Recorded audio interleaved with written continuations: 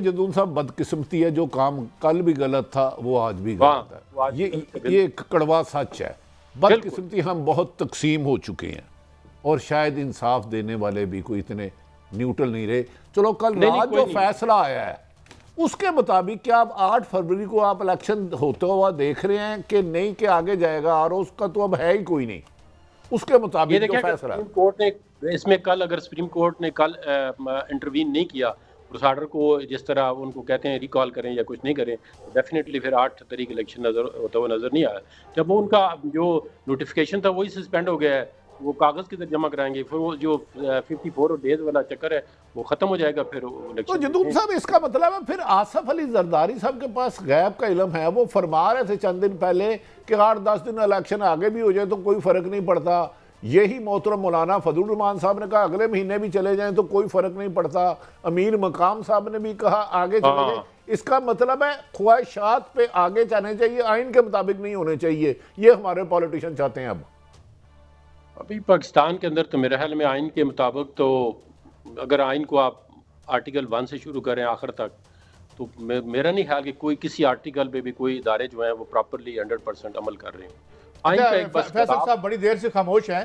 फैसल साहब ये मुझे बताएं रहनुमाई के लिए कि ये जो इलेक्शन होते हैं बार्स के, तो ये आमतौर पर इसमें कोई पैसे का फैक्टर तो नहीं होता, इसमें कुछ ज्यादा अखराजात तो नहीं उठते?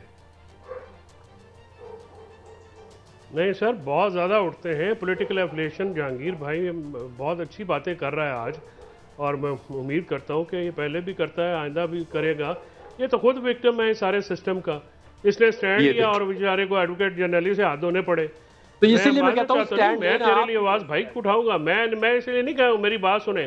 स्टैंड लेने पे आप जहांगीर जदून की तरह मिसाल बन जाते हैं। आप स्टैंड लें, आप देखिएगा कि आपके साथ होता क्या है।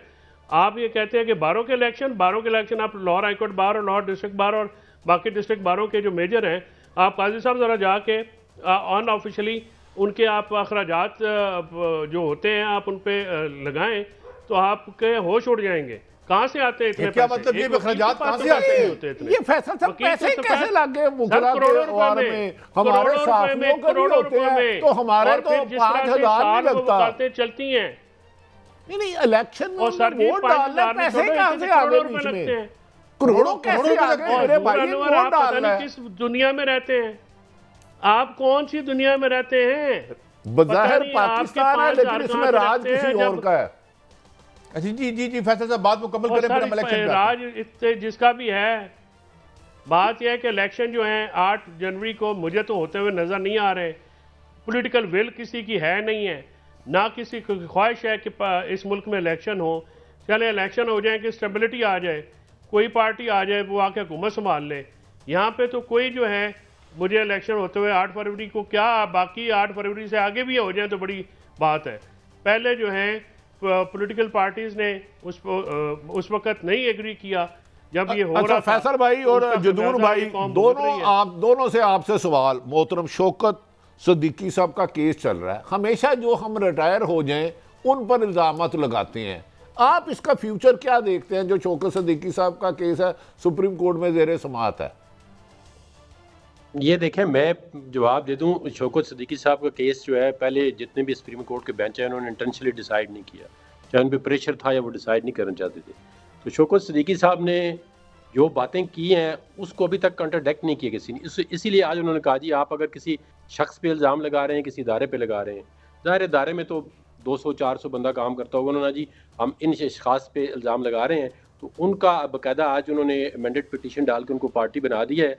अब कल अगर उनको नोटिस इशू होते हैं, वो फुली कल नोटिस इशू करेंगे, तो फिर वो देखते हैं कि वो बंदे आके शौकत सिद्दीकी साहब के जो बयान है उसके बारे में क्या कहते हैं। अब भी फ़िलहाल तो जो उन्होंने बयान दिया है उसको उस इदारे के किसी सरबराह ने जो थे उस वक्त कोई कंट्राडिक्ट नहीं किया है, कोई काउंटर एफिडेविट नहीं दिया है अभी तक। जदून साहब एक रहनुमाई के लिए फिर यही सवाल है, क्या कमर जवेद बाजवा साहब जो एक्स आर्मी चीफ है या मोहतरम फैज़ हमीद साहब, क्या उन्हें बुलाने का क्या तरीका? कोई नोटिस दिया जाएगा या बंदा जाके मैसेज देगा जरा तशरीफ लाएं? नहीं, वो तो सुप्रीम कोर्ट का नोटिस होगा, तो वो फिर वो आना चाहे तो आए, नहीं आएंगे तो इसका मतलब उसकी बातें सच्ची हैं, फिर नहीं आएंगे तो वो जो वो कह रहा है वो। जहांगीर साहब से जरा ये पूछें कि अगर मैं और ये किसी को पार्टी ना बनाए, सुप्रीम कोर्ट इस तरह से मौका देती है या कहती है कि आप और फलां को पार्टी बनाएं, हम नोटिस देते हैं? पटिशन नहीं बनती, अगर नई नोटिस पार्टी बनाए तो डिसमिस करें। नहीं, सुप्रीम कोर्ट तो कई दफा खुद बुला लेती है। नहीं सर, आप मेरी बात सुने, देखें ये तो फंडामेंटल ड्राफ्टिंग का और प्लीडिंग का बुनियादी असूल है। अगर उन्होंने पार्टी नहीं बनाया था तो इल्ज़ाम किस बात के लगा रहे हैं? तो पटिशन जो है वो ऑन देयर ओन मेरिट चलेगी ना। ये तो नहीं होगा कि भट्टी साहब का नाम जो है वो ज़बरदस्ती आप रखवा दें, काजी साहब का, फैसल चौधरी का, जहांगीर जदून का, कि पाओ इन्होंने असी कल नोटिस देना है। मतलब ऐसे थोड़ी होता है। तो आपकी मेरी पटिशन हो तो आप फाइलें हमारे सर के ऊपर से उड़ती हुई पीछे जाती है कि आपको पता नहीं है ड्राफ्टिंग का, आपको प्लीडिंग नहीं आती, आप यहाँ पे लेने क्या आ गए हैं?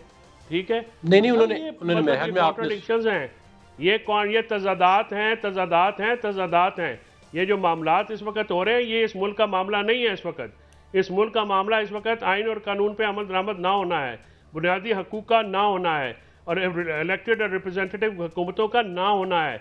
इस मुल्क में पिटीशन किसी पास लाना है ना, यहाँ पे बुनियादी हकूक की खिलाफ वर्जियाँ हो रही हैं, वो हैं, वो इन पे कोई तवज्जो नहीं दे रही। ये फैंसी बातें हैं कि आप फलान लगा दें जी, फलां रेफरेंस लगा दें, तो फलां केस लगा दें, तो भगत सिंह का कल मुगलों का भी केस लगा दीजिएगा। जो आज हो रहा है उसको तो एड्रेस कर लें।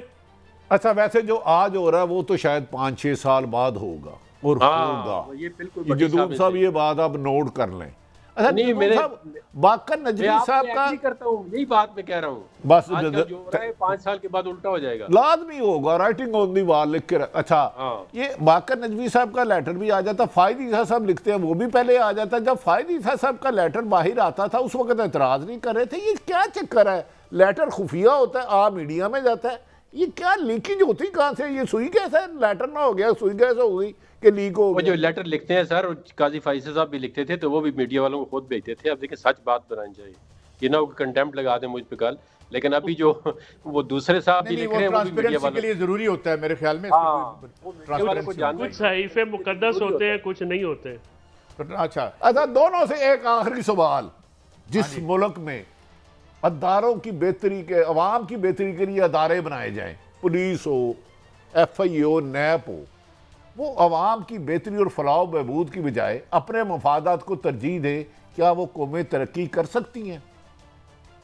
बिल्कुल नहीं कर सकती। इदारा कौन सा पाकिस्तान में जो है अवाम की खिदमत कर रहा है? इसमें तो बहुत शुक्रिया। फैसल साहब आप क्या कह रहे हैं? जहांगीर साहब, अभी ब्राजील का प्रेसिडेंट हुआ है, ब्राजील में प्रेसिडेंट जो इलेक्ट हुए हैं नए, वो नाम मुझे अभी भूल गया है सर, उन्होंने 21 महकमे को 9 महकमे पे अपनी की है, और उन्होंने एक इनकलाबी प्रोग्राम दिया है अपने। ब्राज़ील आपको पता है बहुत ज़्यादा अंडर डेट कंट्री है, बहुत ज़्यादा उसको भी इकॉनमी की मुश्किलात है। वहाँ पे भी एक नया सिलसिला चल रहा है कि आप कैसे जो है वो एक उनके वो he was a TV anchor, Arif अमीर भट्टी साहब जैसा या काजी साहब जैसा, तो वो बंदा इलेक्ट हुआ है प्रेसिडेंट। ऐसा करें फैसल चौधरी और जहांगीर जदून साहब और मेरे लिए और कादी सईद चारों के लिए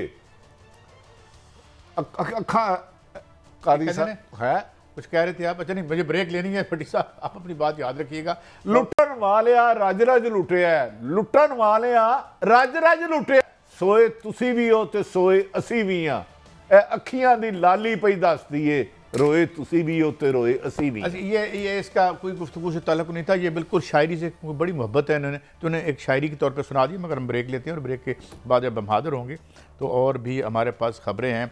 और आपका बहुत शुक्रिया जनाब जहांगीर जदून साहब और फैसल चौधरी साहब।